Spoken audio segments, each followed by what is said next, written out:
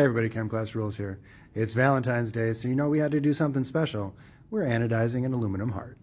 Now the first step in this process is to dip our workpiece in some degreaser and then into an acid bath to remove any oxide layer from the outside of our workpiece. You can see that happening as the bubbles form when we dip the heart into our sulfuric acid bath.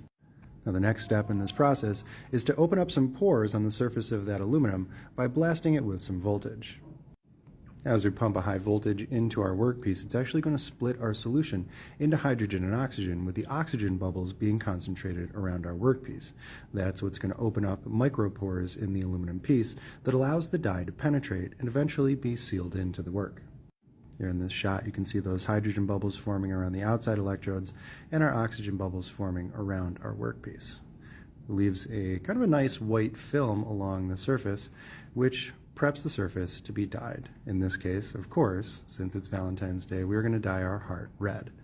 And as you can see, after a few minutes in the dye, it is red.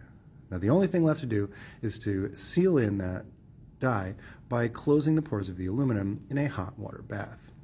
The aluminum doesn't need to be in the bath too long, just long enough to get the entire workpiece hot enough to seal in the dye. And look at that, absolutely gorgeous.